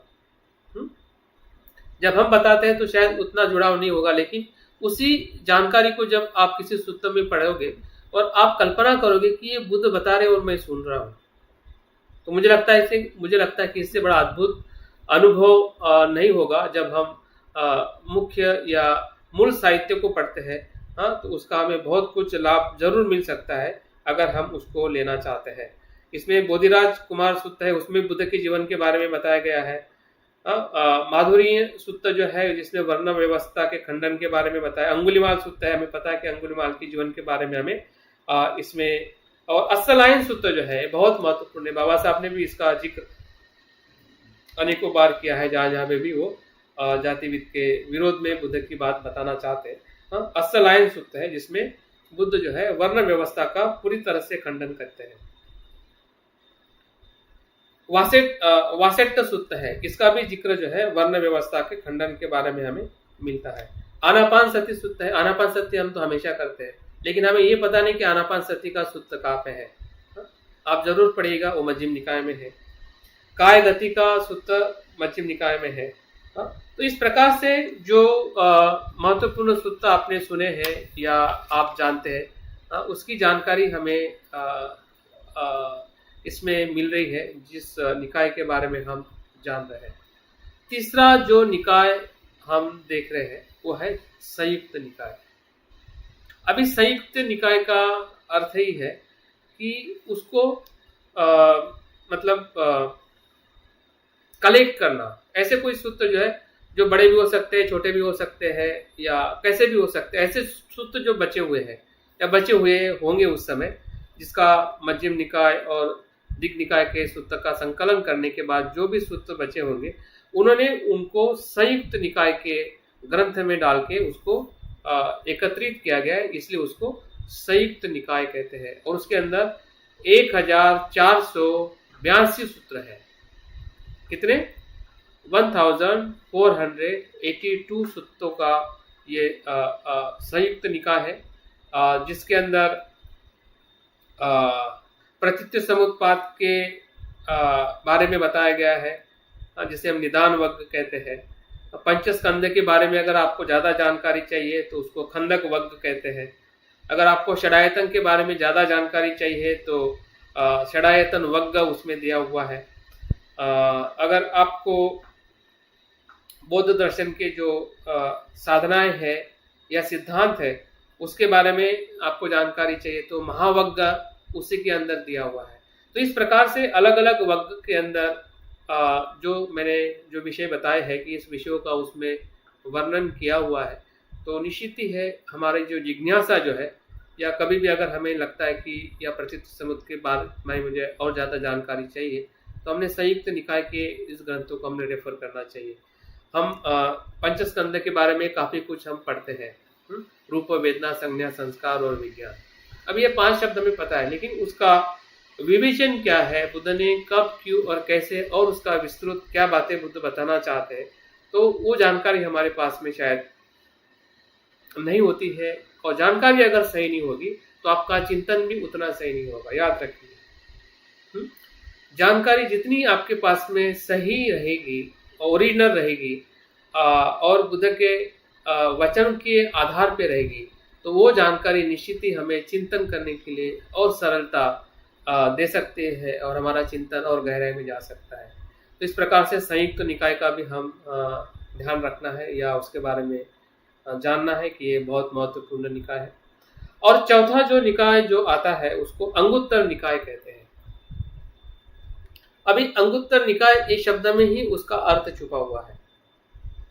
अंगुत्तर मतलब अंकों के आधारित जो शिक्षाएं बुद्ध उस समय देते थे, उसका संकलन किए हुए सूत्र का ये ग्रंथ है। और उसके अंदर जो सूत्र की संख्या जो है वो 2308 2308 इतने सूत्र इस अंगुत्तर निकाय के ग्रंथ में संकलित किए गए हुए हैं। और ऐसा कहते हैं कि अंगुत्तर निकाय या अंकों के माध्यम से बुद्ध की शिक्षा को स्मरण करना ये बौद्ध भिक्षुओं को बहुत सरल रहा, और इसलिए उसका संकलन करते करते 500 साल तक उसको सुरक्षित रखने के लिए वो सक्षम रहे। उनकी जो स्मरण शक्ति बढ़ाने का सबसे बड़ा अगर कारण कुछ है तो उनको कंठस्थ करने की जो सरलता जो थी बुद्ध के धम्म के उपदेश में या उनके शिक्षा के पद्धति में, तो वो कंठस्थ कर सके। अगर हम कंपेयर करते हैं कि जैन लोग भी या जैन साहित्य या जैन धर्म भी उस समय था, लेकिन उनका साहित्य इतना उपलब्ध नहीं है, क्योंकि उनके साहित्य का, उनके जो उपदेशों का जो क्या कहते हैं कि जो प्रारूप जो था वो बुद्ध के प्रारूप के जैसा नहीं था। और इसलिए उनके जो अनुयायी जो रहे थे जैन महावीर जी के, तो उनके लोगों कंठस्थ नहीं कर सके, और कंठस्थ नहीं करने की वजह से और स्मरण नहीं रखने की वजह से दूसरे पीढ़ी तक वो अनेक पीढ़ी तक वो नहीं जा पाए। तो इसलिए उनका साहित्य जो है हमें उपलब्ध नहीं होता है जितना साहित्य बौद्ध धर्म का है। तो हमने बौद्ध धर्म के साहित्य का जो आज हम स्वरूप देख रहे हैं, तो इसी शैली के वजह से ये साहित्य जो है एक पीढ़ी से दूसरी पीढ़ी तक कंठस्थ और स्मरण करते हुए 500 साल तक उसको मौखिक स्वरूप में रखने के बाद में लगा कि अभी इसका लिखित स्वरूप में संकलन करना बहुत आवश्यक है। लेकिन जैन लोगों ने उसको लिखित स्वरूप में लाने के लिए बहुत समय लगाया, और वो कंठस्थ करने के लिए भी उनकी जो शैली जो थी उस प्रकार की नहीं थी जिस प्रकार की बौद्ध उपदेशों में हमें मिलती है या बुद्ध के वचनों में हमें मिलती है। तो इसलिए हमने देखना चाहिए कि जो साहित्य को संकलन या उसको एक पीढ़ी से दूसरी पीढ़ी तक ले जाना कितना महत्वपूर्ण है। अगर आप आपके बच्चों को अगर कुछ देना चाहते हैं तो आपकी शैली ऐसी होनी चाहिए। अगर मैं अपने बारे में मैं देखता हूँ तो मेरे पिताजी मुझे स्टोरी बताते थे, बाबा साहब की है, बुद्ध की है, बुद्ध की जीवन में घटी हुई घटनाएं वो बताते थे। और मुझे उस समय भले याद नहीं रहता था, लेकिन आज मुझे भी फिर भी कुछ न कुछ याद आता है कि मेरे पिताजी क्या बता रहे थे। तो ये जो एक पीढ़ी से दूसरी पीढ़ी तक और मेरे पिताजी ये भी करते थे कि जब भी अमावस्या पूनम आती थी तो त्रिशरण पंचशील का संगायन करवाते थे सभी बच्चों को बुला के। तो वो एक संस्करण जो था उसको याद करने का तो वो हमने अपने कल्चर के अंदर हमने बरकरार रखना चाहिए। और आपको सुन के ताज्जुब होगा कि म्यांमार में या तिब्बत या जो भी बौद्ध परंपरा है, वहाँ पे पठन करने की जो परंपरा छोटे बचपन से ही सिखाई जाती है। उनको जो आज हम प्रतिदिन समुत्पाद की जो गाथा कहते हैं, उनको पूरी तरह से पाठ है। लेकिन हमारे बच्चों को पाठ नहीं है। क्यों स्मरण नहीं है?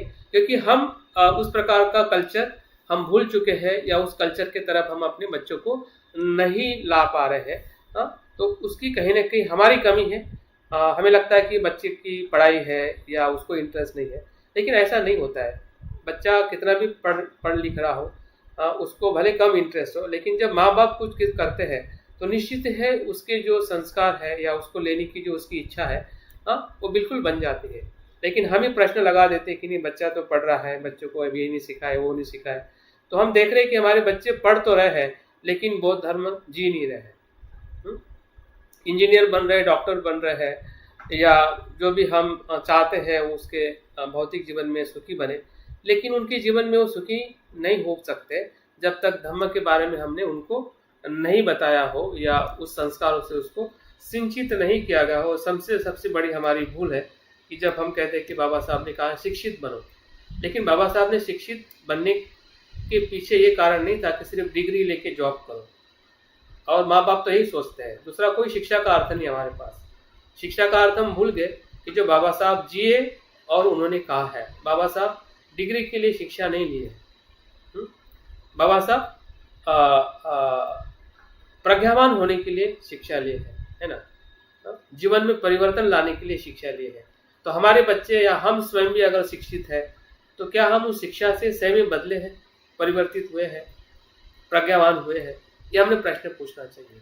और हमारे बच्चों को भी हमने पूछना चाहिए कि भाई तुम पढ़े हो, कॉमर्स पढ़े हो, साइंस पढ़े हो, बताओ साइंस में कॉमर्स में जो विषय पढ़ाया जाता है, तो जीवन में क्या उसका अर्थ है, कैसे उसका इस्तेमाल करना चाहिए। और उसका इस्तेमाल करने के लिए अगर जब तक हम उसको प्रेरित नहीं करेंगे, तो वो शिक्षा उसके किसी भी काम की नहीं। तो ये डिग्री हमें बिल्कुल चाहिए, हमें आर्थिकता बिल्कुल मजबूत करनी है, लेकिन उस आर्थिकता के साथ अगर प्रज्ञा और मानवीय मूल्य को अगर हम भूल जाते हैं, तो मुझे नहीं लगता है कि वो बाबा साहब की शिक्षित बनने का अर्थ हम समझ पा रहे हैं। तो ये हमारी सबसे बड़ी जिम्मेदारी है। शिक्षित बनने का ही अर्थ है कि हमने साहित्य को, ग्रंथों को, या हमारी जो परंपरा है उसको सही तरीके से संभालना चाहिए, क्योंकि वही विरासत है, वही शिक्षा है कि जिस शिक्षा की वजह से आज हमें शिक्षा मिली है। अगर बुद्ध की शिक्षा ही भारत में ना होती, वो खुली ना होती, सभी मानव हितों के लिए नहीं होती, तो बाबा साहब को भी पता नहीं चलता कि शिक्षाएं सभी के लिए होती है। बाबा साहब को तभी पता चला शिक्षा सभी के लिए होती है, क्योंकि बुद्ध के समय शिक्षा सभी के लिए थी। तो आज जिस शिक्षा के बारे में हम देख रहे हैं और जान रहे हैं कि शिक्षा कितनी महत्वपूर्ण है, लेकिन उसके पीछे का जो उद्देश्य है या उसका जो महत्व है, उस दोनों को भी हमने समझना चाहिए। हम महत्व को समझ रहे हैं, लेकिन उद्देश्य को नहीं समझ रहे हैं। उद्देश्य को समझ ही नहीं रहे कि शिक्षा का मतलब है अनलाइटेंड होना। जो हम पढ़ते हैं उसको भीतर जाके वापस आना। हम पढ़ के बाहर ही जा रहे हैं, भीतर कभी जाते ही नहीं है। शिक्षा ऐसी नहीं होती। जो शिक्षा विद्वान जो बात करते हैं, या शिक्षा का सही जो व्याख्या की जाती है, जो हम पढ़ते हैं उसको भीतर ले जाते हैं और बाद में बाहर लाते हैं, उसको शिक्षा कहते हैं। लेकिन शिक्षा की जो प्रक्रिया आजकल हम देख पा रहे हैं, या हम समझ नहीं पा रहे हैं कि शिक्षा सही में हम शिक्षित होने के बाद में भी अगर हम सुखी नहीं है, या परिपक्व नहीं है, समझदार नहीं है, तो निश्चित है कि हमारी शिक्षा में लेने में कहीं न कहीं हमारी भूल हो रही है या हो चुकी है। उसको हमने दुरुस्त करना चाहिए। तो संयुक्त निकाय में बुद्ध के सभी दर्शन और शिक्षाओं के बारे में हमें जानकारी मिलती है, अगर हम संयुक्त निकाय के ग्रंथों को पढ़ते हैं। चौथा जो मैं बता रहा था कि अंगुत्तर निकाय की जो अंकों के माध्यम से बुद्ध की शिक्षा है उसमें संकलित की गई है। उसके अंदर जैसे कि एक मतलब क्या, दो मतलब क्या, तीन मतलब क्या, चार मतलब क्या, इस प्रकार से बुद्ध की शिक्षा को याद रखा जाता था। एक मतलब रूप, दो मतलब नाम रूप, 3 मतलब 3 लक्षण, 3 मतलब 3 वेदनाएं है, 4 मतलब 4 आर्य सत्य है, हाँ, 4 प्रकार की समाधि है, 5 मतलब पंच ध्यानांग है, पंच बल है, पंच इंद्रिय है। तो इस प्रकार से जब हम शिक्षा को याद रखते हैं, ऐसी शिक्षा का संकलन इस अंगुत्तर निकाय में किया गया है। तो इसके बारे में अगर हम जानना चाहते हैं तो हमें इस ग्रंथों को भी हमने अध्ययन करने की तरफ हमने आगे बढ़ना चाहिए। और पांचवा और महत्वपूर्ण जो निकाय जो है उसको खुद्दक निकाय कहते हैं। और खुद्दक निकाय भी अपने आप में अर्थ बता रहा है। खुद्दक मतलब छोटे छोटे, खुद्दक मतलब छोटे छोटे छोटे ग्रंथों का संकलन। अभी तक के निकाय के अंदर सुत्त थे और ये पांचवा निकाय जो है उसके अंदर ग्रंथ है। एक एक ग्रंथ अपने आप में वो खुद्दक निकाय का हिस्सा है। तो इसके अंदर 15 प्रकार के ग्रंथ हैं। जिस ग्रंथ का मैं नाम ले रहा हूं उसमें से बहुत सारे ग्रंथों के बारे में आपके पास में भी होंगे और आप जानते भी होंगे। पहला जो ग्रंथ है जिसे खुद्दक पाठ कहते हैं, जिसके अंदर हमें त्रिशरण, दसशील, महामंगल सूत्र, रतन सूत्र के बारे में जानकारी मिलती है। दूसरा जो ग्रंथ है धम्मपद, हम सभी को पता है बुद्ध के जो महत्वपूर्ण जो सार उपदेश जो है गाथाओं में हमें मिलते हैं। तीसरा जो ग्रंथ है जिसे उदान कहते हैं। उदान का अर्थ है कि बुद्ध से मुख से निकले हुए उद्गार। जैसे कि इसके बारे में हमें कल प्रवचन में अगर होगे तो उसमें मैंने बात की थी कि बुद्ध ने बुद्धत्व प्राप्त करने के बाद वो स्वयं से ही बात करते हैं। उनके मुख से उदान निकलता है कि ये गृहकार मैंने तुझे देख लिया, जान लिया, अभी तू ग्रह की निर्मित नहीं कर पाएगा। तो इस प्रकार के जो बुद्ध के जो अनेक उदान जो है अलग अलग समय में निकले हुए ऐसे उदाहरणों का उसमें संकलन किया गया है।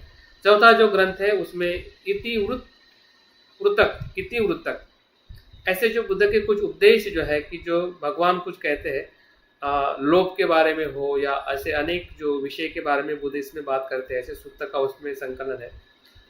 पांचवा जो ग्रंथ जो है जिसमें ये बहुत ही महत्वपूर्ण ग्रंथ है और बहुत बौद्ध विश्व के अंदर ये धम्मपद जैसा ही इसका महत्व का स्थान है, वो है सुत्त निपात। क्योंकि सुत्त निपात का इसलिए भी महत्व है कि राजा अशोक ने कुछ सुत्त जो है इसमें से निकाल के जो ब्राह्मू शिलालेख जो है उसके ऊपर भी इसका अंकन किया हुआ है बुद्ध के उपदेशों का। और आपको ये पता होगा कि धनीय सुत्त है, भारद्वाज सुत्त है और मैत्य सुत्त है। इसका हमने अभ्यास भी अनेकों बार किया होगा या सुना होगा। वो इसी सुत्त निपात के महत्वपूर्ण सुत्त है। छठा जो ग्रंथ है वो है विमान वत्थु। विमान वत्थु मतलब वत्थु का मतलब वस्तु होता है और विमान का मतलब यहाँ पे होता है देवता।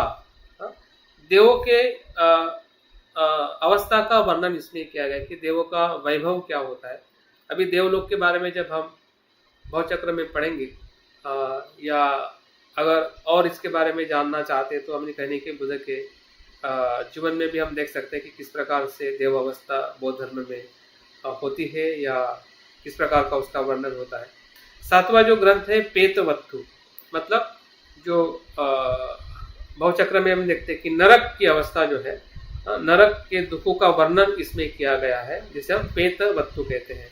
आठवां जो ग्रंथ है थेर गाथा है जिसमें भिक्षुओं के जो अनुभव है वो उसमें संकलन किया गया है। नौवां ग्रंथ जो है थेरी गाथा है जिसमें भिक्षुनी के जो अनुभव है, भिक्षुनियाँ जैसे कि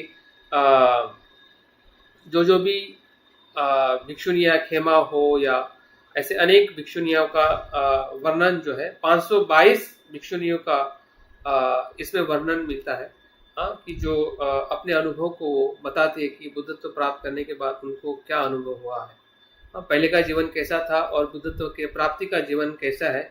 इसका सुंदर वर्णन हमें थेरी गाथा में मिलता है। इसके बारे में भी हमने काफी सारे ग्रंथ भी आप लोगों के पास में जरूर होंगे। उसमें से 10वां जो ग्रंथ है वो जातक है।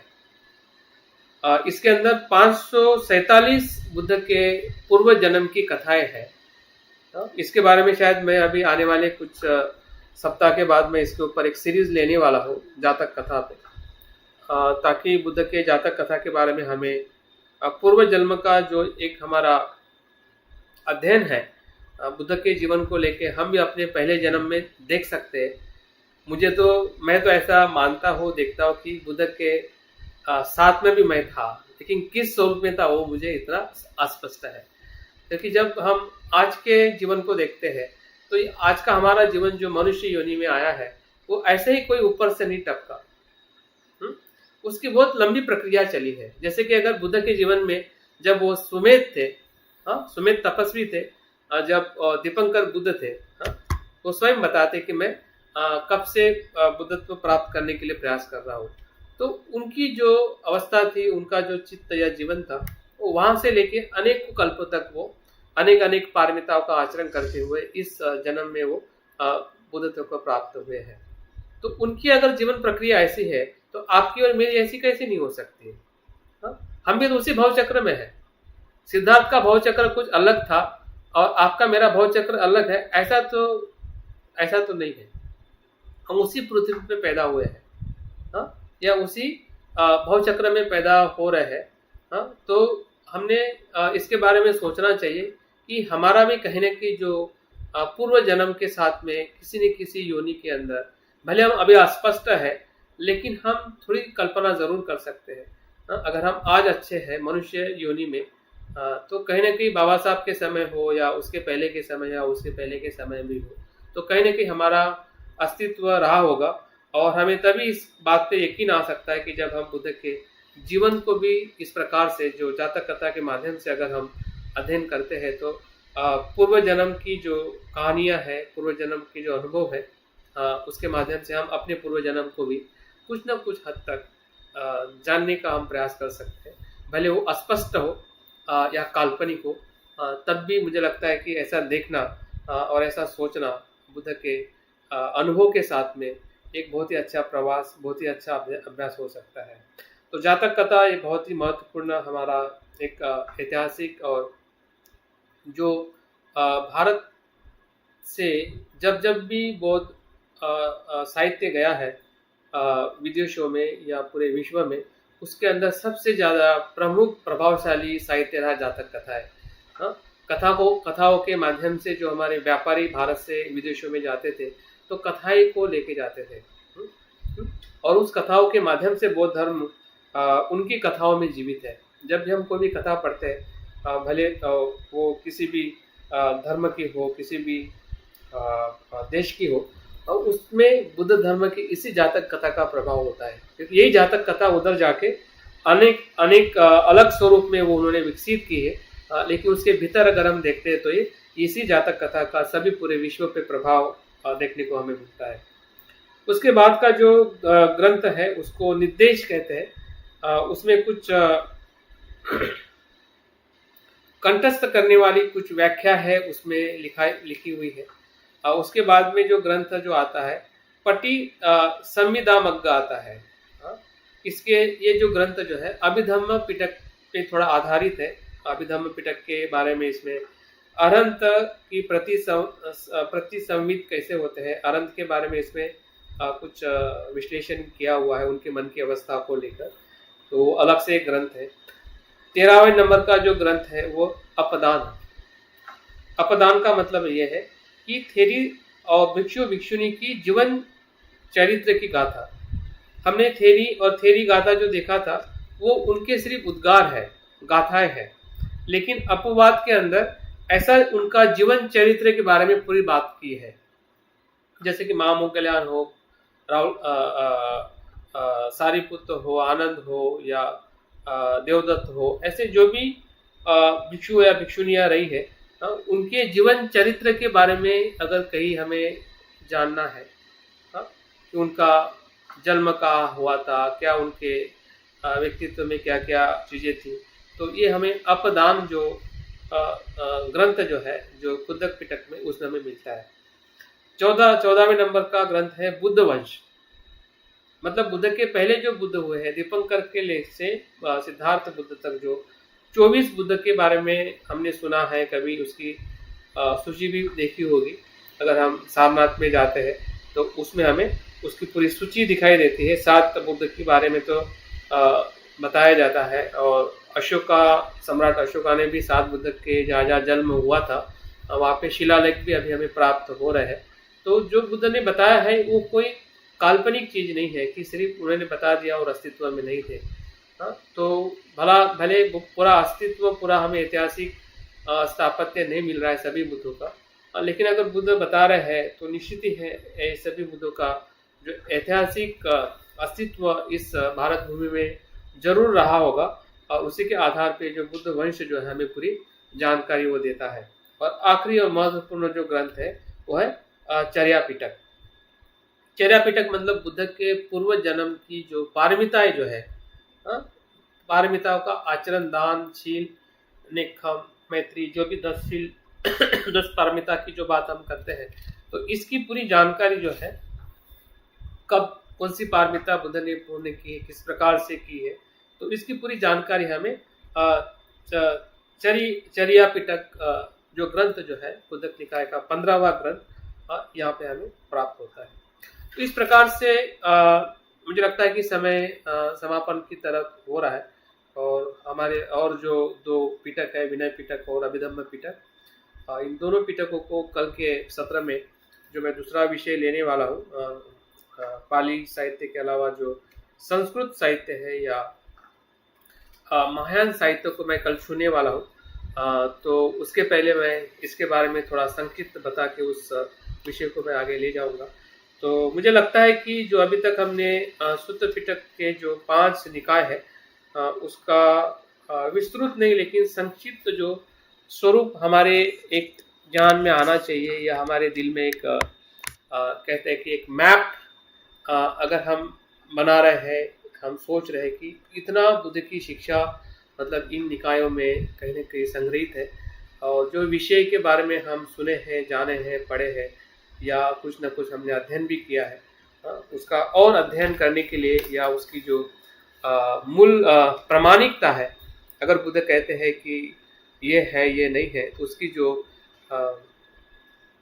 उसको खोजना है कि सही में बुद्ध ने ऐसा कहा है क्या, और कहाँ पे कहा है, क्या प्रमाण है। तो उस प्रमाण को ढूंढने के लिए जो मूल स्रोत जो है ये यही त्रिपिटक के ग्रंथ है, या ये निकाय है कि जिसके माध्यम से हम बुद्ध के मूल उपदेश की जो आधार, मूल उपदेश का जो आधार है, उसके साथ में अगर हम अपने धम्म जीवन को रखते हैं, तो मुझे लगता है कि हम और गहरे धम्म के भीतर जा सकते हैं। जैसे कि हमने त्रिरत्न का वंदना का संगान किया, बुद्ध की शरण में जाना, धम्म की शरण में जाना और संघ की शरण में जाना, तो ये तीनों की शरण में जाने का ही अर्थ है कि हमें 4 आर्य सत्य को अनुसरण करना है। और 4 आर्य सत्य का जो दर्शन और वर्णन अगर कहीं मिलता है तो हमें इस 5 निकायों में मिलता है। तो इस 5 निकाय का अगर हम अवलोकन करते हैं, अभ्यास करते हैं, और अभ्यास करने की हम प्रेरणा देते हैं, तो हमें दोनों प्रकार के लाभ होंगे। हमें आध्यात्मिक भी लाभ होगा, और साथ साथ में हमारा जो हमारी विरासत है, हमारी जो संस्कृति है, उसको बढ़ाने के लिए भी हम एक दूसरे को मदद कर सकते हैं। तो मुझे लगता है कि अधिक समय मैं बात ना करते हुए मैं अपनी बात आज के इस विषय को लेकर मैं यहाँ पे समाप्त करता हूँ, और कल फिर से हम मिलेंगे कि इस विषय के अधूरे कुछ मुद्दे को लेके हम एक नया विषय हम कल सीखने वाले हैं या देखने वाले हैं। उसके अंदर महायान साहित्य के अंदर क्या चीज़ें हैं, ताकि हम संक्षिप्त रूप में उसको भी देख लें, ताकि हम उसके पढ़ने के प्रति हमारा लगाव है, हमारा मन जो है खुला हो सके, ताकि हम धम्म के और गहरे प्रवास में हम आगे बढ़ सके। बहुत बहुत साधुवाद। जय भीम। नमो बुद्धाय।